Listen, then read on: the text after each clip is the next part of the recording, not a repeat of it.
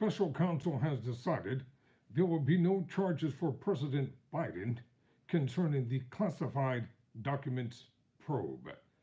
Evidence of willful mishandling of classified papers, but not enough to win a conviction, according to special counsel. I'm Tyrone Bowman. This is Tyrone Bowman Tonight.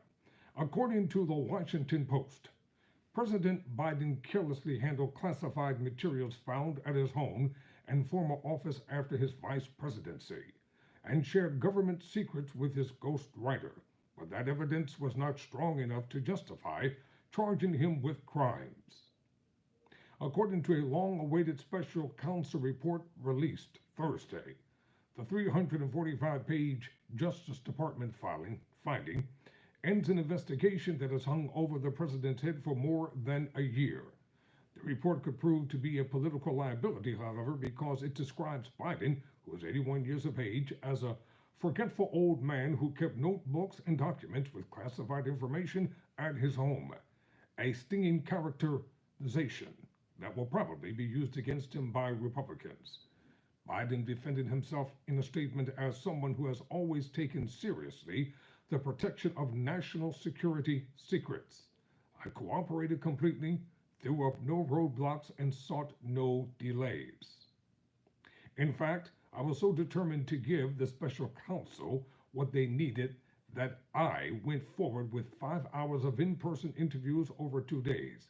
Amid the U.S. government response to an international crisis, Biden said, referring to Hamas's October 7th attack on Israel.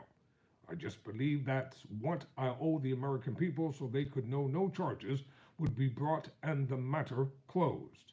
Special counsel Robert K. Hur, who interviewed the president at the White House himself, found evidence that Biden willfully retained and disclosed classified materials after his vice presidency, when he was a private citizen. But he concluded that the evidence does not establish Mr. Biden's guilt beyond a reasonable doubt. Hur's team said prosecuting Biden would be unwarranted based on our consideration of the aggravating and mitigating factors laid out in the Justice Department's prosecution policies. To secure a conviction, officials would need to prove to a jury that Biden willfully retained the information. Investigators examined why Biden first told his ghostwriter that he had classified information in his possession back in 2017, but didn't report it to authorities. Ultimately, the report said a jury would find Biden to be a sympathetic figure and a well-meaning elderly man with a poor memory. Prosecutors also suggested it might not have struck Biden as noteworthy that he was in possession of classified documents so soon after his term as vice president had ended.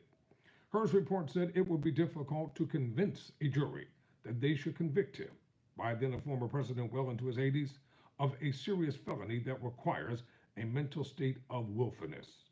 Richard Suber, a lawyer for Biden on the document case, said he was pleased the investigation has ended without charges, emphasizing in a statement that the president fully cooperated from day one. Suber said every administration ends with packing mistakes involving documents, and Biden's was no different. Suber went on, however, to criticize her for a number of inaccurate and inappropriate comments in the report. Nonetheless, the most important decision the special counsel made, that no charges are warranted, is firmly based on the facts and evidence, he said.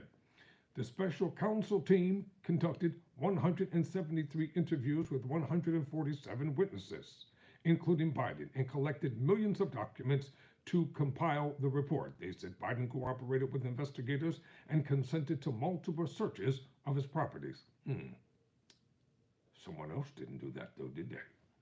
The Justice Department has long had a policy that sitting presidents cannot be accused, charged, or prosecuted for an alleged crime. But officials said in the report that they would have still decided not to pursue charges even if guidance permitted charges a sitting president. Hur also revealed in his report that he considered filing criminal charges against Biden's ghostwriter after learning that he had deleted audio recordings of his talks with Biden during the writing of the memoir. The recordings had significant evidentiary value, the report said. The ghostwriter later told the FBI what he'd done, turned over his computer and hard drive, and consented to their search, during which FBI agents were able to recover all the deleted files. Though some portions were missing separately, the ghostwriter kept his near verbatim transcripts of the conversations and turned them over to investigators. Ultimately, prosecutors decided the evidence of obstruction would not probably lead to a conviction. The detailed report contained photos of notes Biden took during his time as vice president, showing that he organized his note cards into binders so that he could take them with him after he left office. One binder, for example, had notes on classified meetings and information that Biden took during his daily briefings and lunches with President Barack Obama. The findings suggested that his aides knew his note-taking methods could be a problem and discussed how he should properly store the materials. The special counsel investigation did not determine what Biden's staffers advised him to do with the materials. Attorney General Merrick Garland appointed her as a special counsel in January 2023 after Biden's aides said they discovered the materials when they searched his home and office. At the time, a separate investigation was underway into Donald Trump's alleged mishandling of classified documents, a probe that led to 40 federal criminal counts against the former president, including willful retention of national defense secrets and obstruction of justice. Her's report does not shy away from the fact that Trump is being prosecuted for his documents while Biden is not.